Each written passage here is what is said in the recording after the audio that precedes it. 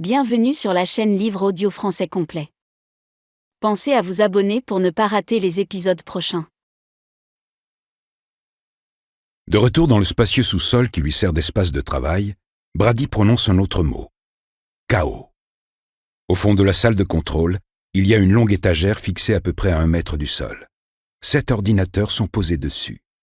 Il y a aussi une chaise avec des roulettes pour qu'ils puissent se déplacer rapidement de l'un à l'autre. Quand Brady dit le mot magique, les 7 ordinateurs s'allument.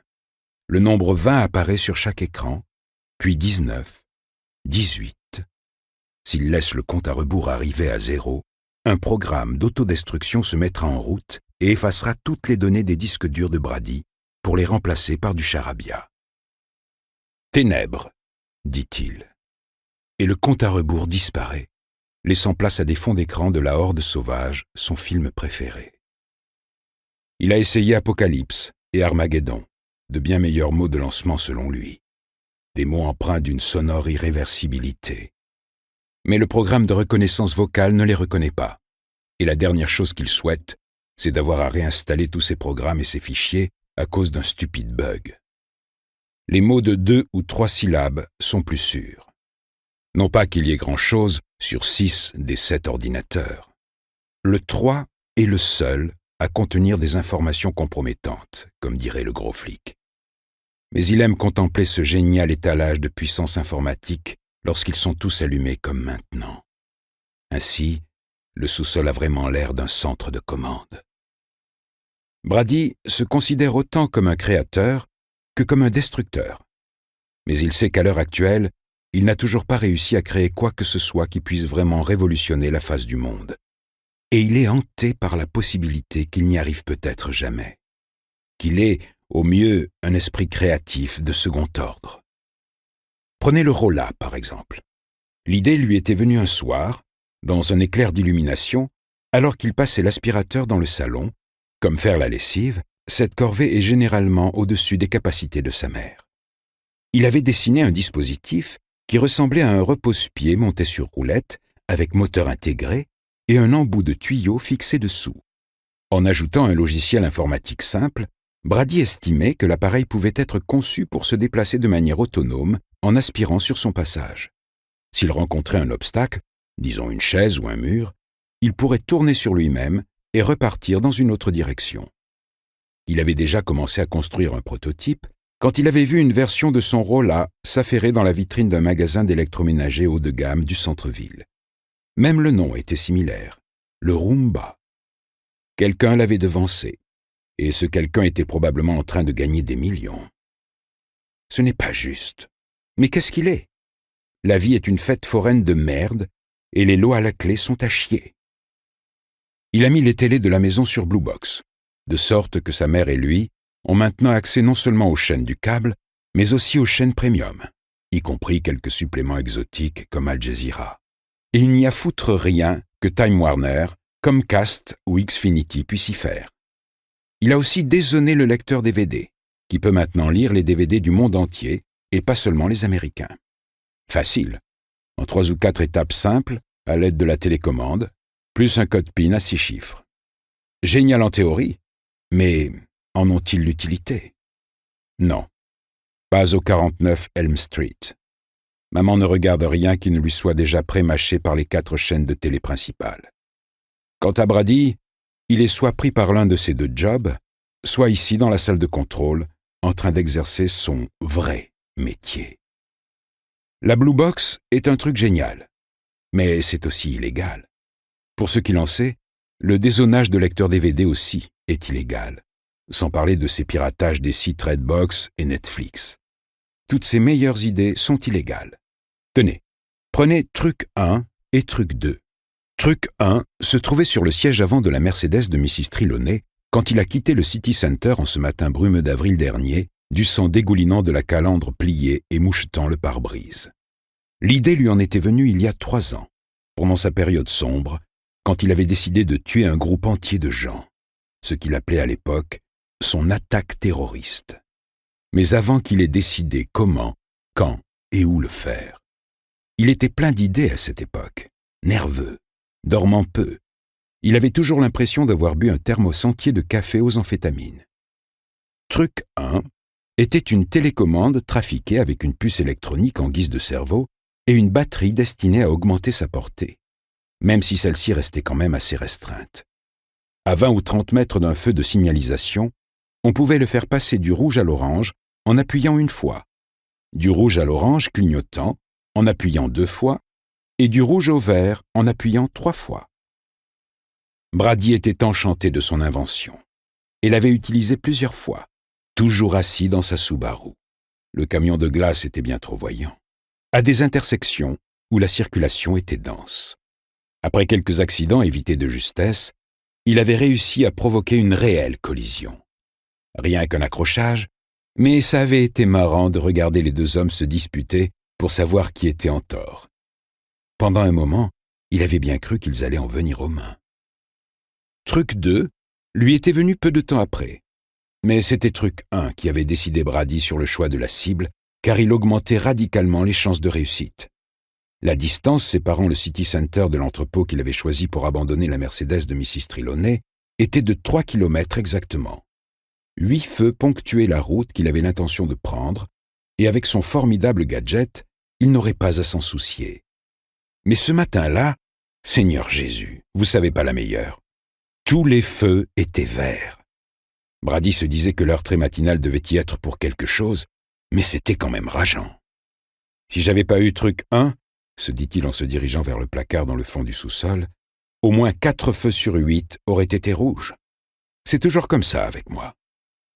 Truc 2 était la seule de ces petites inventions à lui avoir effectivement rapporté de l'argent. Pas beaucoup, mais comme on dit, l'argent ne fait pas le bonheur. De plus, sans Truc 2, il n'y aurait pas eu de Mercedes. Et sans Mercedes, pas de City Center. Bon vieux Truc 2. Un gros cadenas Yale est accroché à la porte du placard. Brady l'ouvre à l'aide d'une des clés de son trousseau.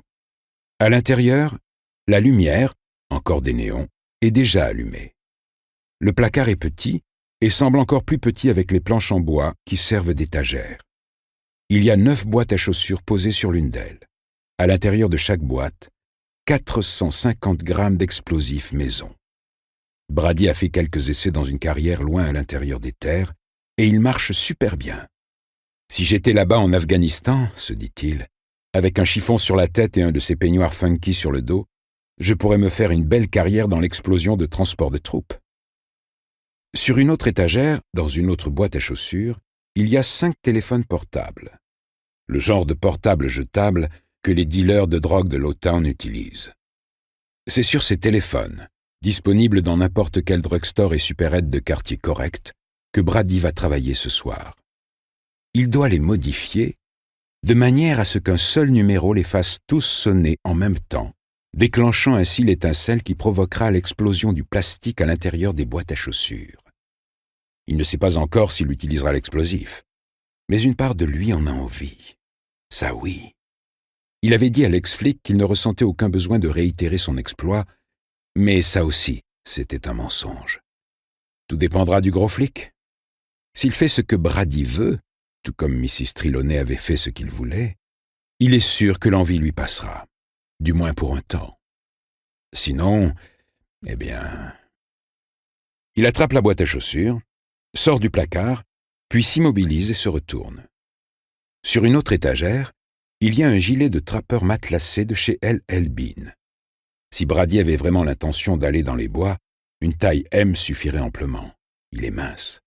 Mais celui-ci est un XL. Il a un smiley sur la poitrine, un smiley avec des lunettes noires et des dents blanches. Et il contient 4 blocs d'explosifs supplémentaires, 2 dans les poches extérieures et 2 autres dans les poches intérieures. Le corps du gilet fait des bosses, car il est rempli de billes à roulement, les mêmes que celles du Happy Slapper de Hodges. Brady a éventré la doublure pour pouvoir les glisser à l'intérieur. Il lui est même venu à l'esprit de demander à maman de la recoudre.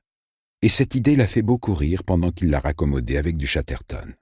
« Mon gilet suicide à moi », pense Brady affectueusement. Il ne l'utilisera pas. Probablement pas. Mais cette idée aussi a quelque chose d'attrayant. Ça mettrait fin à tout le reste. Plus de Discount Electronics? Plus de cyberpatrouilles et d'ordinateurs pleins de beurre de cacahuètes? Ou de miettes de crackers à aller nettoyer chez ces cons de vieux? Plus de camions de glace? Et plus de serpents rampant dans un coin de sa tête? Ou sous sa boucle de ceinture? Il s'imagine le faire pendant un concert de rock. Il sait que Springsteen doit jouer aux arènes de Lakefront en juin. Ou pourquoi pas pendant le défilé du 4 juillet sur Lake Street, l'artère principale de la ville. Ou peut-être pendant l'ouverture du grand festival de rue qui a lieu tous les ans le premier samedi du mois d'août. Ça serait pas mal. Mais n'aurait-il pas l'air suspect, emmitouflé dans une doudoune en plein mois d'août?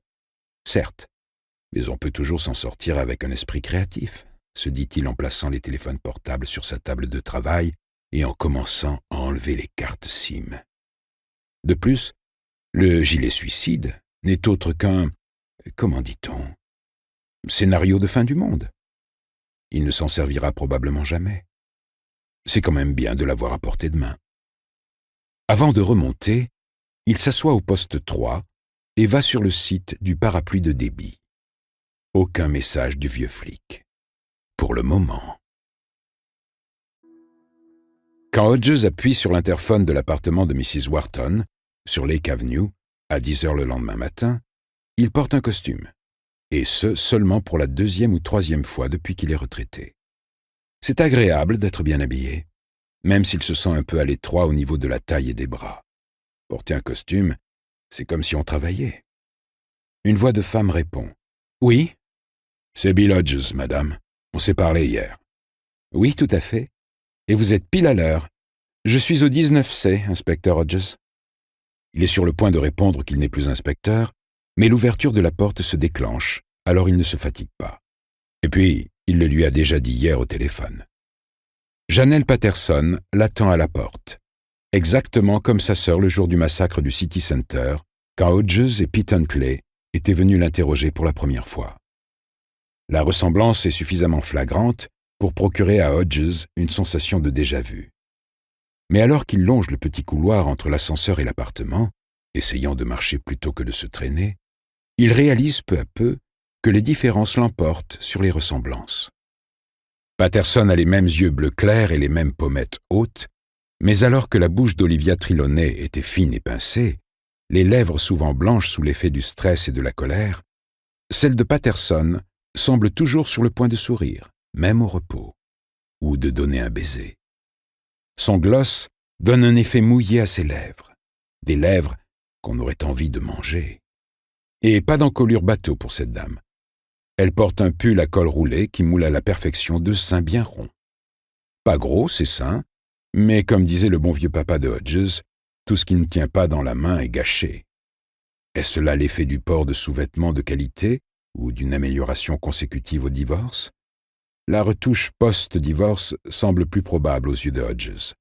Grâce à sa sœur, elle peut se permettre tous les remodelages qu'elle souhaite. Elle tend le bras et échange une poignée de main ferme et franche avec Hodges. « Merci d'être venu », comme si c'était elle qui lui avait demandé de venir. « Merci à vous de me recevoir », dit-il en lui emboîtant le pas. Il prend la même claque à la vue de la baie vitrée donnant sur le lac. Il se rappelle bien cette vue imprenable, même s'ils ne sont venus qu'une seule fois ici. Tous les autres interrogatoires avaient eu lieu soit dans la grande maison de Sugar Heights, soit au poste de police. Elle était devenue hystérique pendant un de ces interrogatoires, se souvient Hodges. « Tout le monde me tient pour responsable », avait-elle dit. Elle s'était suicidée peu de temps après. Peut-être bien quelques semaines seulement. « Une tasse de café, inspecteur ? C'est du jamaïcain. Excellent à mon goût. » Hodges a pris l'habitude de ne pas boire de café en milieu de matinée, car malgré le Zantac, ça a tendance à lui donner de violentes remontées acides. Mais il accepte. Il s'assoit dans l'un des transats près de la large baie vitrée, en attendant qu'elle revienne. Il fait bon, et le ciel est dégagé. Sur le lac, les voiliers glissent et dessinent des courbes comme des patineurs. Quand elle revient de la cuisine avec un plateau en argent dans les mains, Hodges se lève pour l'aider, mais Janelle sourit, fait non de la tête, et dépose le plateau sur la petite table basse en pliant les genoux avec une grâce infinie, presque une révérence. Hodges a imaginé tous les tournants que la conversation pourrait prendre, mais ce qui surgit au premier plan de son esprit et parfaitement déplacée. C'est comme si, après avoir minutieusement planifié sa technique de séduction, l'objet de son désir l'avait accueilli à la porte en nuisette et stiletto. « Je veux trouver celui qui a poussé ma sœur à se suicider, » dit-elle en versant le café dans de solides chopes en porcelaine. « Mais je ne sais pas comment m'y prendre. Votre appel est tombé comme un message du ciel. Je pense que vous êtes l'homme qu'il me faut. » Hodges est trop abasourdi pour parler. Elle lui tend une chope. « Si vous voulez de la crème, il faudra vous servir vous-même. S'agissant d'additifs, je ne prends aucune responsabilité. » « Noir, c'est parfait. » Elle sourit. C'est dans son soit parfaite, soit parfaitement recouverte de facettes. « Voilà qui me plaît. » Il déguste son café, principalement pour gagner du temps, mais c'est vrai qu'il est délicieux. Il s'éclaircit la voix et dit « Madame Patterson, comme je vous l'ai déjà dit hier soir au téléphone, je ne suis plus inspecteur de police. Depuis le 20 novembre dernier, je suis redevenu un simple civil enquêtant à titre privé. Que ce soit clair entre nous. » Elle le regarde par-dessus le bord de sa tasse.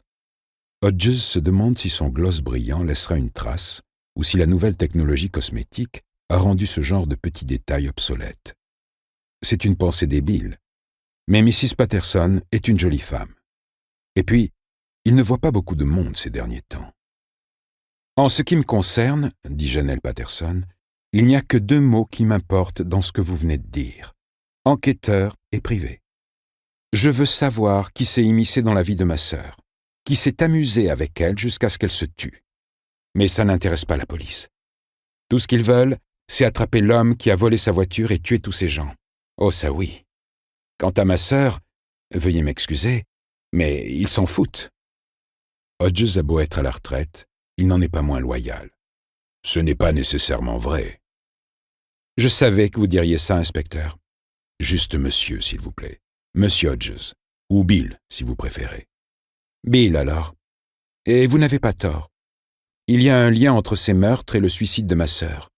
Car l'homme qui a utilisé sa voiture est aussi celui qui a écrit la lettre. Et tous ces autres trucs. Ces trucs sur le site du parapluie bleu. » Doucement, s'intime Hodges. Ne fous pas tout en l'air. « De quelle lettre parlez-vous, Madame Patterson ?»« Jeannet. Si c'est Bill pour vous, alors ce sera Jeannet pour moi. Attendez-moi là, je vais vous montrer. » Elle se lève et quitte la pièce. Le cœur de Hodges bat la chamade, bien plus que lors de sa confrontation avec les trolls sous le pont autoroutier. Mais il prend quand même le temps de constater que de dos, Mrs. Patterson est tout aussi agréable à regarder que de face. « Tout doux, garçon, » se dit-il à nouveau. Puis il boit un peu plus de café. « Te prends pas pour Philippe Marlowe. » Sa tasse est déjà à moitié vide et toujours pas de remontée acide. Pas la moindre trace. Un miracle, ce café, pense-t-il. Elle revient en tenant 2 feuilles de papier du bout des doigts, avec une expression de dégoût sur le visage. « Je l'ai trouvé en mettant de l'ordre dans les papiers de Holly. Son avocat, Mr. Schron, était avec moi. Il est aussi son exécuteur testamentaire, donc il était normal qu'il soit là. Mais il était allé se chercher un verre d'eau à la cuisine à ce moment-là. Il ne l'a pas vu. Je l'ai caché. » Elle dit ça de manière tout à fait détachée, sans aucune honte ni attitude de défi. « J'ai tout de suite su ce que c'était. À cause de ça, il avait collé le même sur le volant de la voiture. Sa signature, en quelque sorte. » Elle lui montre le smiley à lunettes noires au milieu de la première page. Hodges l'avait déjà repéré. Il a aussi reconnu la police de caractère utilisée. American Typewriter, qu'il a déjà identifié grâce à son propre logiciel de traitement de texte. « Quand l'avez-vous trouvé ?» Elle réfléchit, se repassant le cours des événements. « Je suis venue pour les funérailles fin novembre. J'ai découvert que j'étais l'unique héritière à la lecture du testament. Ça devait être la première semaine de décembre. J'ai demandé à Mr. Schron si l'on pouvait repousser l'inventaire de la fortune et des biens de ma sœur à janvier, car j'avais certaines choses à régler à Los Angeles. Il était d'accord. » Elle s'interrompt et regarde Hodges de ses yeux bleus lumineux, un regard franc. « J'étais en plein divorce avec mon mari, lequel était, encore une fois veuillez m'excuser, un enfoiré de coureur de jupons et de sniffer de coke. » Hodges n'a aucune envie d'aborder ce sujet. « Vous êtes revenu à Sugar Heights en janvier ?» Oui. Et vous avez trouvé la lettre à ce moment-là? Oui. La police a-t-elle connaissance de l'existence de cette lettre? Il connaît la réponse. Depuis janvier. Ça fait 4 mois maintenant. Mais il doit poser la question. Non. Et pourquoi? Je vous l'ai déjà dit. Je ne leur fais pas confiance. La lumière dans ses yeux déborde en même temps que ses larmes quand elle commence à pleurer. Elle demande à Hodges s'il veut bien l'excuser. Il lui dit que oui, bien sûr. Et elle disparaît, probablement pour reprendre ses esprits et se rafraîchir le visage. Hodges ramasse la lettre et commence à lire tout en continuant à boire son café. Toujours aussi délicieux. Ma foi, il ne dirait pas non à un petit biscuit ou deux. Chère Olivia Trelawney, j'espère que vous lirez cette lettre jusqu'au bout avant de la jeter ou de la brûler. Je sais que je ne mérite pas votre considération, mais je vous supplie de me l'accorder cependant. Car voyez-vous, je suis l'homme qui a volé votre Mercedes et écrasé tous ces gens. Et maintenant, je me consume comme peut-être cette lettre se consumera, mais de honte, de remords et de chagrin. Pitié, pitié, donnez-moi une chance de tout vous expliquer. Je sais que je n'obtiendrai jamais votre pardon, et ce n'est pas ce que je vous demande. Mais si seulement vous pouviez me comprendre, ce serait suffisant. Me donneriez-vous cette chance, s'il vous plaît? Je suis un monstre aux yeux du public. Pour les médias, je ne suis qu'un fait divers sanglant, utile commercialement parlant. Et pour la police, je ne suis qu'un autre criminel de plus à arrêter et à jeter en prison. Mais je suis aussi un être humain, tout comme vous. Voici mon histoire. J'ai grandi dans un foyer où régnait la violence physique et sexuelle. Mon beau-père fut le premier à abuser de moi. Et vous savez ce que ma mère a fait quand elle l'a su? Elle s'est jointe à la fête. Avez-vous déjà cessé de lire? Je ne vous en voudrais pas. C'est répugnant. Mais j'espère que vous êtes encore là, car il faut que je me libère de ce poids. Je risque de quitter le monde des vivants dans pas longtemps, voyez-vous. Mais je ne peux pas partir sans expliquer à quelqu'un pourquoi j'ai fait ça. Non pas que je me l'explique complètement, mais peut-être que vous, en tant que personne extérieure à la situation, saurez le faire. C'est ici que Mr. Smiley faisait son apparition. Les violences sexuelles ont continué jusqu'à ce que mon beau-père meure d'une crise cardiaque quand j'avais 12 ans. Ma mère disait que si j'en parlais à qui que ce soit, je serais tenu pour responsable, que si je montrais aux gens les cicatrices de brûlures de cigarettes que j'avais sur les bras, les jambes et les parties génitales, elle dirait que c'était moi qui l'avais fait. Je n'étais qu'un enfant et je pensais qu'elle disait la vérité. Elle disait aussi que si les gens me croyaient, elle devrait aller en prison, et moi je serais envoyé dans un orphelinat, ce qui était probablement vrai. Alors, je n'ai rien dit. Quelquefois, le diable connu vaut mieux que le diable qui reste à connaître. J'ai arrêté de grandir assez tôt, et j'étais un garçon très maigre. Je ne mangeais pas beaucoup car j'étais trop anxieux. Et quand je mangeais, je vomissais souvent, boulimie. D'où les persécutions que je subissais à l'école. J'ai aussi commencé à avoir des tics nerveux, comme tripoter mes vêtements et me tirer les cheveux. Je m'en arrachais à pleine poignée des fois, ce qui déclenchait les rires. Pas seulement des autres enfants, mais aussi de mes professeurs. Jeannette Patterson est revenue. Elle boit son café en face de lui, mais c'est à peine si Hodges remarque sa présence. Il repense aux 4 ou 5 interrogatoires auxquels Pete et lui ont procédé avec Mrs. T. Il se souvient de la manière dont elle rajustait toujours son encolure, ou tirait sur sa jupe, ou la façon qu'elle avait de porter les doigts au coin de sa bouche pincée comme pour essuyer un excès de rouge à lèvres, ou d'enrouler une mèche de cheveux autour de son doigt et de tirer dessus. Oui, ça aussi. Il reprend sa lecture. « Je n'ai jamais été un mauvais garçon, Madame Trelawney. Je vous le jure. Je n'ai jamais torturé d'animaux ou frappé d'autres enfants encore plus petits que moi. J'étais aussi discret qu'une petite souris, essayant tant bien que mal de survivre à mon enfance en évitant les moqueries et les humiliations. En vain. Je voulais aller à l'université, mais ça m'a été refusé. C'est que, voyez-vous, Je devais m'occuper de la femme qui m'avait maltraité toute mon enfance. C'en est presque comique, vous ne trouvez pas? Maman a fait une attaque, sûrement à cause de l'alcool. Car oui, ma mère est aussi alcoolique. Ou l'était, quand elle pouvait encore aller s'acheter ses bouteilles elle-même. Elle peut encore marcher un peu, mais très peu.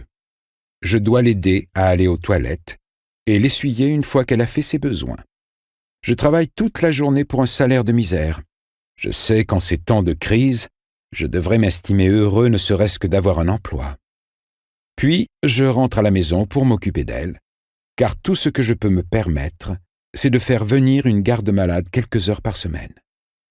C'est une vie lamentable et stupide. Je n'ai pas d'amis et aucune possibilité d'évolution dans mon travail. Si nous vivons dans une ruche, alors je ne suis qu'un pauvre malheureux bourdon.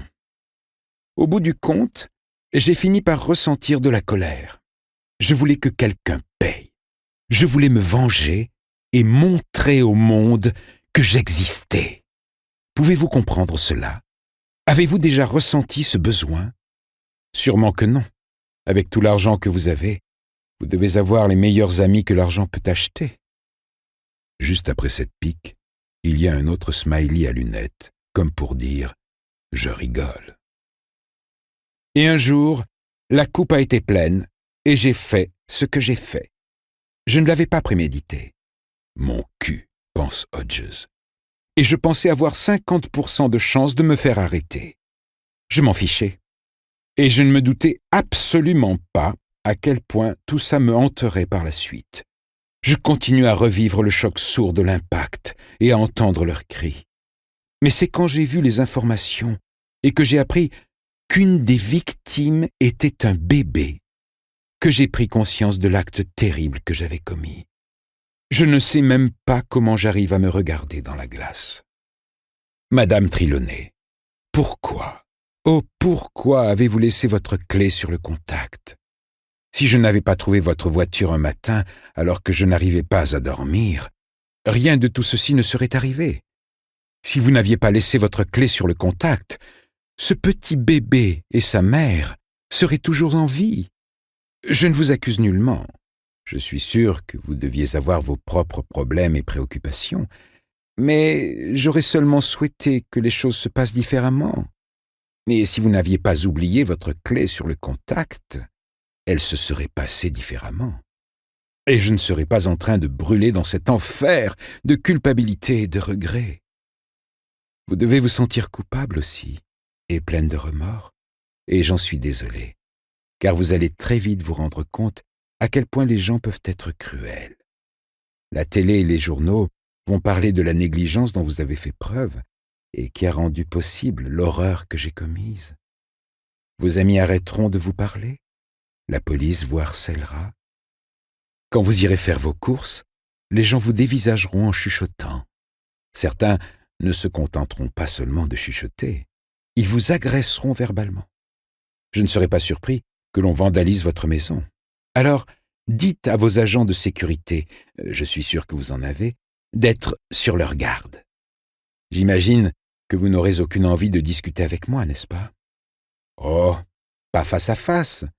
Mais il y a un endroit sûr, pour vous et moi, où l'on pourrait discuter via nos ordinateurs.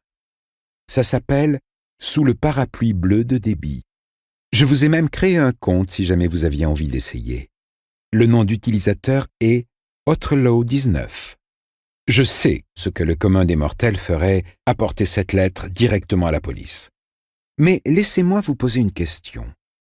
Qu'ont-ils fait pour vous à part vous traquer comme une bête et vous causer des insomnies?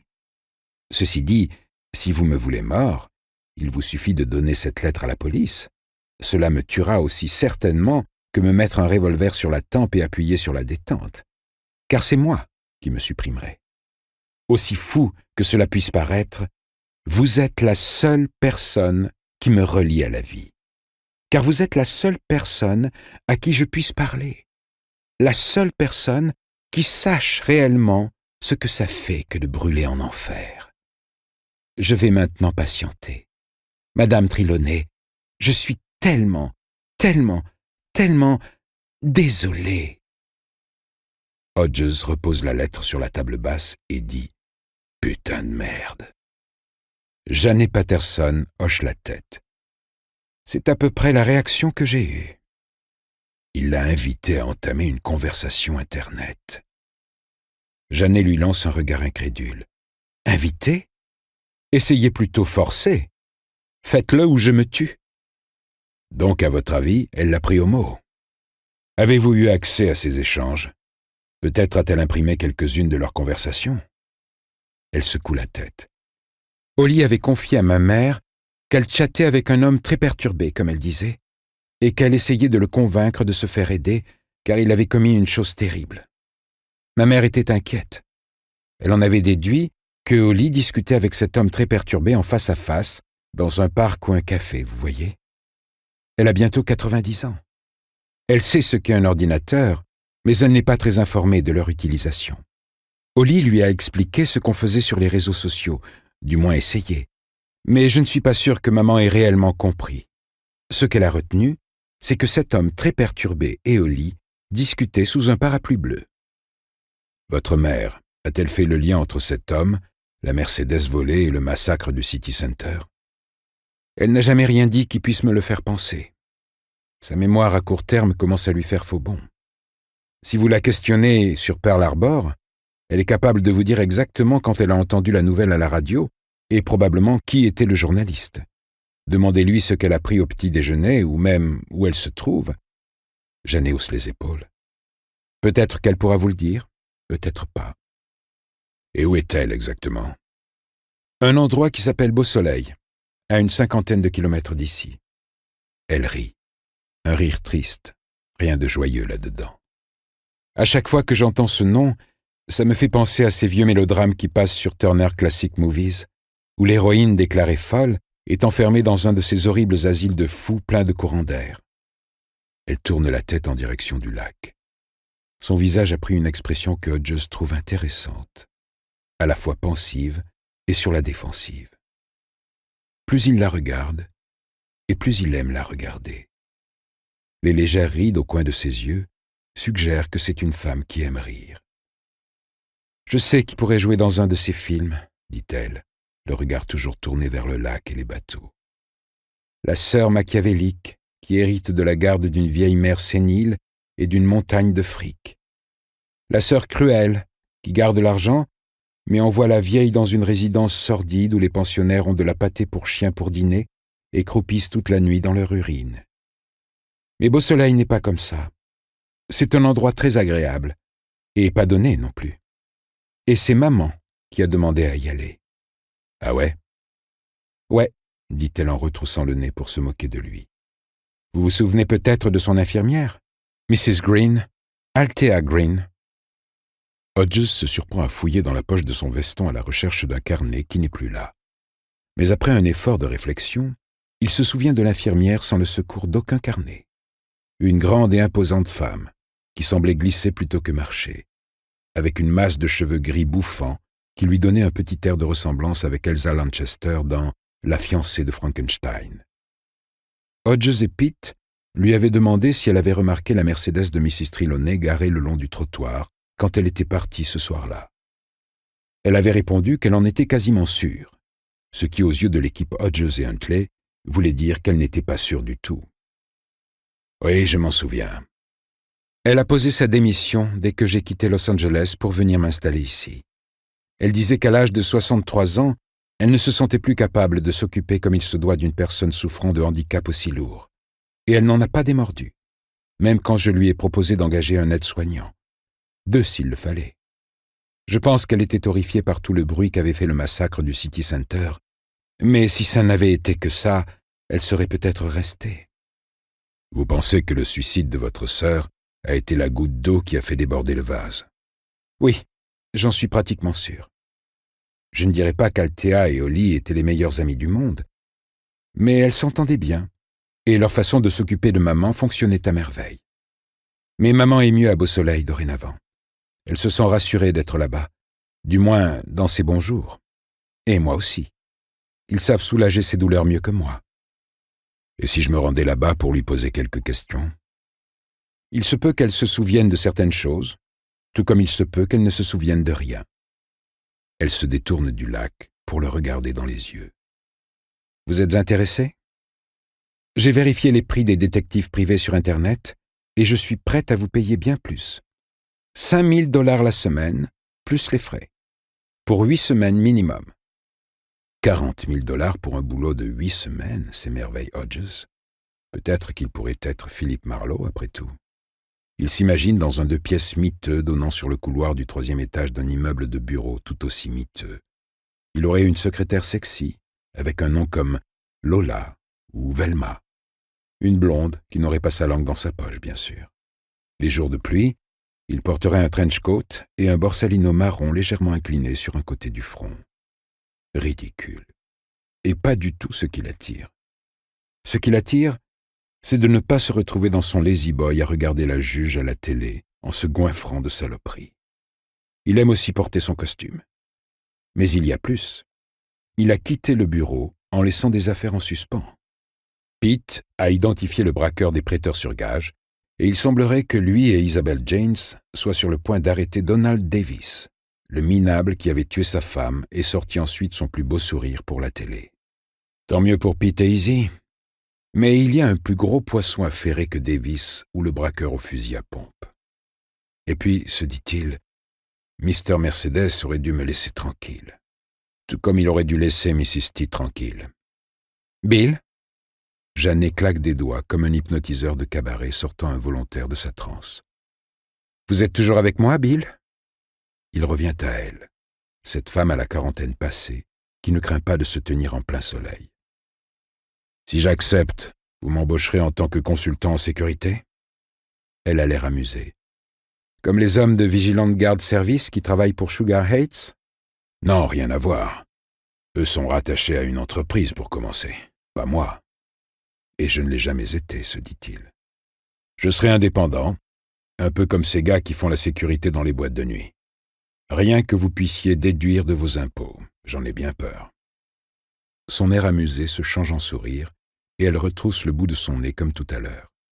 Une manie plutôt ravissante, selon Hodges. « Aucune importance. Au cas où vous ne l'auriez pas compris, je roule sur l'or. J'essaie juste d'être le plus transparent possible avec vous, Jeannet. Je n'ai pas de licence de détective privé, ce qui ne m'empêchera pas d'aller poser des questions. Mais sans insigne ni mandat de perquisition, je ne peux rien vous garantir. C'est comme si vous demandiez à un aveugle de traverser la ville sans son chien. Vous devez bien avoir des contacts, non ? En effet. Mais si j'essayais de les utiliser, je nous mettrais, mes camarades et moi-même, en très mauvaise posture. Qu'il ait déjà asticoté Pete pour obtenir des renseignements n'est pas quelque chose qu'il a envie de partager avec elle aussi rapidement. Il reprend la lettre que Jeannet lui a montrée. D'une part, je me rends coupable de dissimulation de preuves si j'accepte de garder ça entre nous. Qu'il détienne déjà une lettre similaire par-devers lui n'est pas non plus quelque chose qu'elle a besoin de savoir. Théoriquement, du moins. Et la dissimulation de preuves est un délit. Elle a l'air choquée. « Oh mon Dieu, je n'avais pas pensé à ça. » D'autre part, je doute que la police scientifique nous soit d'une grande aide. Une lettre, qu'elle soit déposée sur Marlborough Street ou l'Aubrier Avenue, est la chose la plus anonyme qui soit. Il fut un temps, et je m'en souviens très bien, où l'on pouvait faire concorder la dactylographie d'une lettre avec la machine qui l'avait écrite, si on arrivait à retrouver la machine, bien entendu. C'était aussi efficace que des empreintes. Mais cette lettre n'est pas dactylographiée. Non, imprimante laser. Donc pas de A penché ou de T tordu. Ce qui veut dire que techniquement, je ne dissimulerai pas grand-chose comme preuve. Bien sûr, la dissimulation de preuve reste de la dissimulation de preuve. J'accepte votre proposition, Jeannet. Mais 5 000 $ la semaine, c'est de la folie. 2 000 suffiront. Vous pouvez me faire un chèque si vous voulez. Et je vous facturerai mes dépenses. Mais c'est dérisoire. Si j'arrive à quelque chose de concluant, on pourra discuter d'une prime. Mais il ne l'acceptera probablement pas, même s'il arrive à faire tomber Mr. Mercedes. Vu qu'il s'est présenté ici déjà déterminé à enquêter sur ce salaud et prêt à amadouer Mrs. Patterson pour qu'elle entre dans son jeu. D'accord, entendu. Et merci. C'est moi. Maintenant, parlez-moi de la relation que vous aviez avec votre sœur. Tout ce que je sais, c'est que vous étiez en assez bons termes pour l'appeler Holly, mais j'ai besoin de plus. Ça peut prendre du temps. Voulez-vous un autre café? Peut-être un gâteau ou deux avec? J'ai des biscuits au citron. Hodges accepte volontiers les deux. Holly. Janet prononce le nom de sa sœur, puis reste silencieuse suffisamment longtemps pour que Hodges ait le temps de boire un peu de café et de manger un biscuit. Elle se tourne à nouveau vers la grande baie vitrée et les voiliers, croise les jambes et continue sans regarder Hodges. Avez-vous déjà aimé une personne sans pouvoir la supporter? Hodges repense à Corinne et aux derniers 18 mois de bagarre ayant précédé la séparation finale. Oui. Alors vous me comprendrez. Holly était ma grande sœur. Elle avait 8 ans de plus que moi. Je l'aimais, mais quand elle est partie à la fac, j'ai été la fille la plus heureuse du monde. Et quand elle a abandonné 3 mois plus tard et qu'elle est revenue à la maison, je me suis senti aussi fatigué qu'une petite fille qui doit ramasser un énorme sac de briques après avoir été autorisée à le poser un instant. Elle n'était pas méchante ni rien. Elle ne m'insultait jamais. On ne se bagarrait pas. Et elle ne s'est jamais moquée de moi quand je rentrais du lycée en tenant la main de Marquis Sullivan. Mais à la maison, on était toujours en état d'alerte orange. Vous voyez ce que je veux dire? Hodges n'en est pas très sûr, mais il opine quand même du chef. Problème digestif, stress. Quand elle était stressée, elle avait toujours des éruptions cutanées. Le pire, c'est quand elle devait passer des entretiens d'embauche, même si elle a quand même fini par trouver un boulot de secrétaire. Elle était douée, et c'était une très jolie fille. Vous le saviez? Hodges répond par un marmonnement évasif. S'il devait être tout à fait honnête, il aurait pu dire quelque chose du genre « En vous regardant, je veux bien le croire ». Une fois, on devait aller ensemble à un concert de U2, et j'étais complètement folle à l'idée de les voir. Holly aussi les aimait bien, mais le soir du concert, elle a commencé à vomir. C'était tellement inquiétant que mes parents ont dû l'emmener aux urgences, et moi, j'ai fini par passer ma soirée devant la télé au lieu de me déchaîner et de hurler pour Bono. Holly était certaine que c'était une intoxication alimentaire. Sauf qu'on avait tous mangé la même chose et que personne d'autre n'a été malade. C'était le stress, du pur stress. Et on parle d'hypocondrie? Avec ma sœur, le moindre mal de tête devenait une tumeur au cerveau, et le moindre bouton un cancer de la peau. Une fois, elle a eu une conjonctivite, et pendant 1 semaine, elle est restée convaincue qu'elle était en train de devenir aveugle. Et ses règles étaient de vrais films d'horreur. Elle restait au lit jusqu'à ce qu'elle soit finie.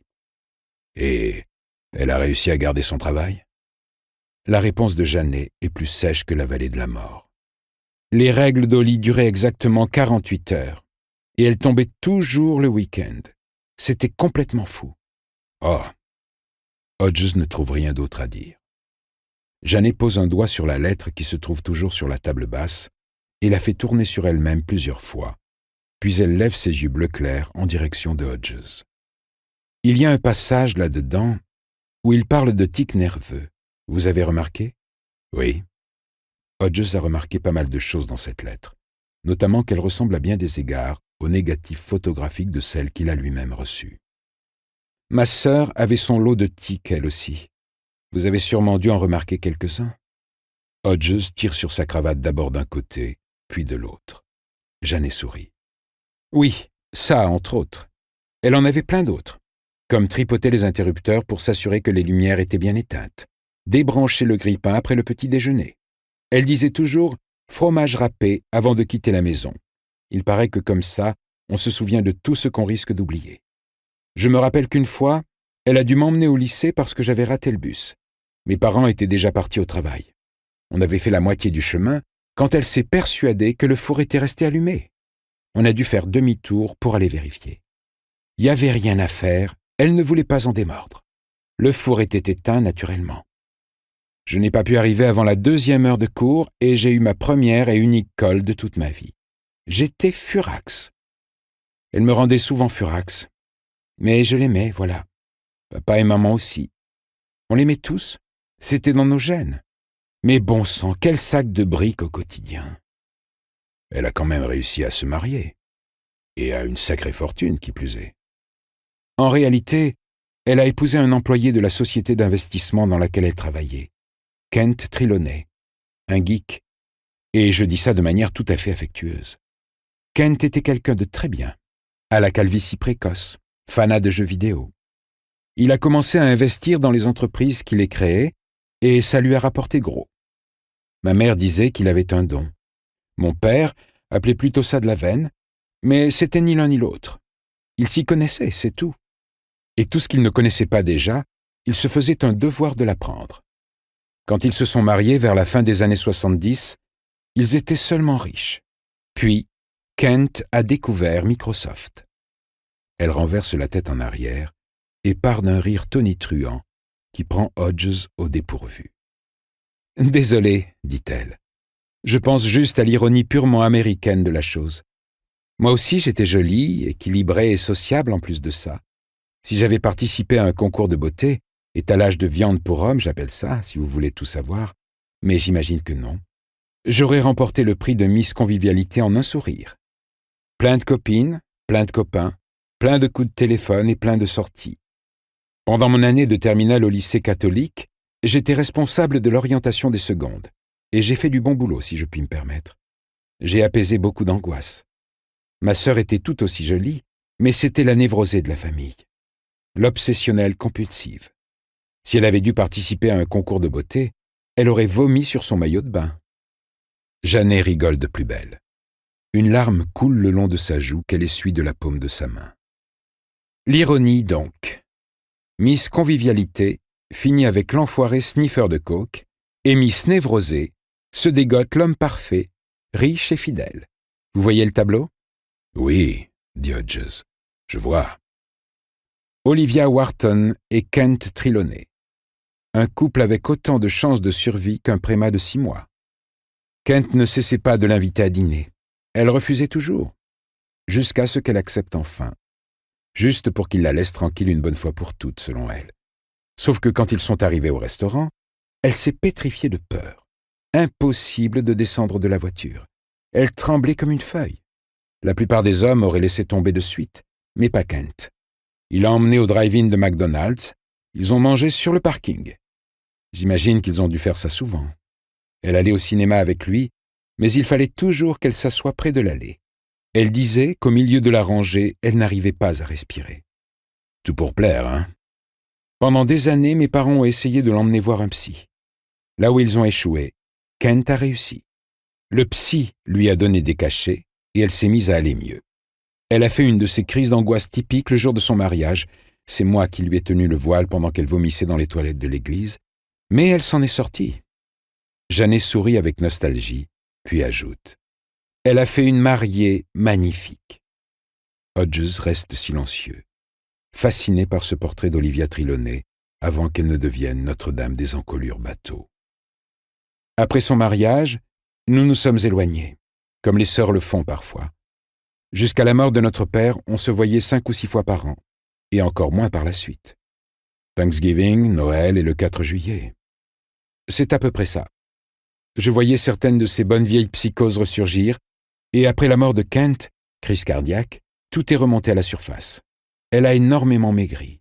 Elle a ressorti les vêtements horribles qu'elle portait quand elle était au lycée et quand elle travaillait au bureau. Je me rendais compte de ça quand je leur rendais visite à ma mère et elle, ou quand on se parlait sur Skype. Il hoche la tête en signe de complicité.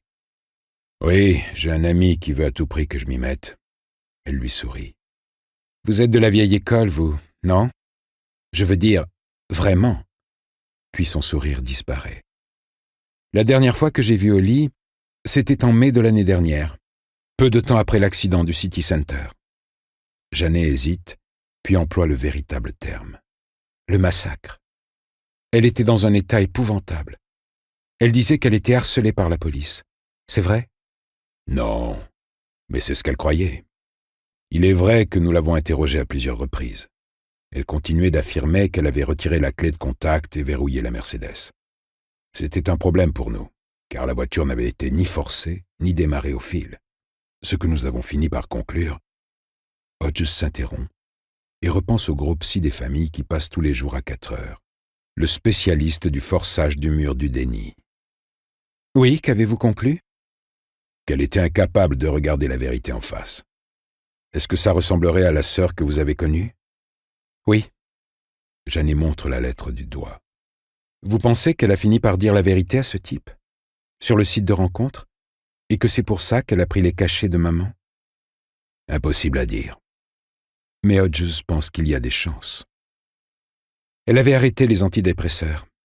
Jeannet regarde à nouveau vers le lac. Elle persistait à nier, mais je savais très bien. Elle n'a jamais aimé prendre ces trucs. Ça la rendait vaseuse, comme elle disait. Elle les prenait pour Kent. Et quand Kent est mort, elle les a pris pour notre mère. Mais après l'histoire du City Center, elle secoue la tête et prend une profonde inspiration. Est-ce que je vous en ai assez dit sur la santé mentale de ma sœur, Bill? Parce qu'on pourrait encore y passer des heures. Oui, je pense avoir l'image d'ensemble. Elle secoue la tête d'un air pensif et triste. C'est comme si ce type la connaissait. Hodges ne dit pas ce qui lui semble évident, principalement parce qu'il a sa propre lettre pour comparer.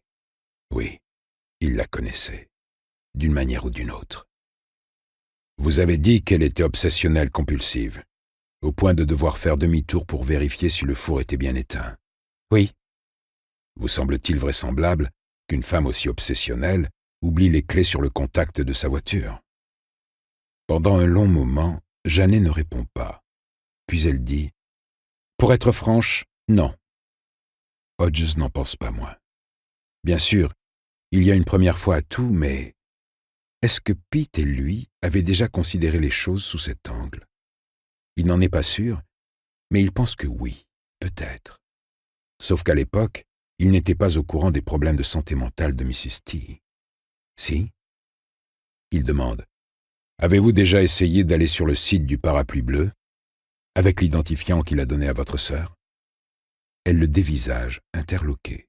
« Ça ne m'est jamais venu à l'idée. Et quand bien même, je pense que j'aurais eu trop peur de ce que j'aurais pu y trouver. J'imagine que c'est pour ça que vous êtes le détective et que je suis la cliente. Vous essaierez? Je ne sais pas encore ce que je vais faire. J'ai besoin d'y réfléchir et de consulter quelqu'un qui s'y connaît un peu plus que moi en informatique. Pensez bien à noter ses honoraires, dit-elle. Hodges acquiesce et se dit qu'il y en a au moins un qui tirera son épingle du jeu, peu importe l'issue finale. Et pourquoi Jérôme Robinson n'en profiterait-il pas? 8 personnes sont mortes au City Center. 3 resteront handicapées à vie, mais Jérôme doit bien aller à la fac. Hodges se souvient d'un vieux dicton. Même le jour le plus sombre, quelque part, le soleil brille sur le cul d'un chien. Bon, et ensuite? Hodges ramasse la lettre et se lève. Je fais une photocopie dans le magasin le plus proche, et je vous la rapporte. Pas la peine. Je vais la scanner et vous l'imprimer. Donnez-la-moi. Vraiment? Vous pouvez faire ça? Elle a toujours les yeux rouges d'avoir pleuré, mais son regard n'en est pas moins pétillant. C'est une bonne chose que vous ayez un expert en informatique sous la main, dit-elle. Je reviens de suite. En attendant, prenez un autre biscuit. Hodges en prend 3. Quand elle revient avec la copie de la lettre, il la plie et la met dans la poche de sa veste. La place de l'original est dans un coffre-fort, si vous en avez un ici. Il y en a un à Sugar Heights. Ça ira? Ça irait sûrement, mais Hodges n'aime pas trop l'idée. Trop d'acheteurs potentiels allant et venant dans la maison. Peut-être que c'est une crainte saugrenue, mais il ne peut pas s'empêcher de la voir. Vous avez un coffre à la banque? Non, mais je peux en louer un. Je suis à la Bank of America, à 2 rues d'ici. Je préférerais, dit Hodges en allant vers la porte. Merci pour tout, lui dit Jeannet en lui offrant ses 2 mains, comme s'il venait de lui proposer de danser. Vous n'imaginez pas à quel point c'est un soulagement pour moi. Il saisit les 2 mains qui lui sont offertes, les presse légèrement dans les siennes et relâche son étreinte, même si ça ne lui aurait pas déplu de les garder encore un peu. 2 petites choses. Votre mère d'abord. Vous lui rendez souvent visite? Tous les 2 jours à peu près. Des fois, je lui prends à manger chez l'Iranien qu'elle et Oli aimaient bien. Le personnel de Beau Soleil se fait toujours un plaisir de nous réchauffer les plats. D'autres fois, je lui apporte un DVD ou 2. Elle aime les vieux films, comme ceux avec Fred Astaire et Ginger Rogers. Je ne viens jamais les mains vides, et elle est toujours contente de me voir, quand elle me voit. Des fois, elle me prend pour Olivia. Ou Charlotte, c'est ma tante. J'ai aussi un oncle. La prochaine fois qu'elle est dans ses bons jours, prévenez-moi et j'irai lui rendre visite. Très bien, je viendrai avec vous. Vous aviez autre chose à me dire? Oui, l'avocat dont vous m'avez parlé, Schron, vous a-t-il semblé compétent? Très compétent, selon moi. Si je trouve quelque chose, admettons même que j'arrive à mettre un nom sur l'assassin. Alors, il nous faudra quelqu'un comme lui. Nous irons le voir pour lui remettre les lettres. Les lettres? Je n'ai trouvé que celle-là.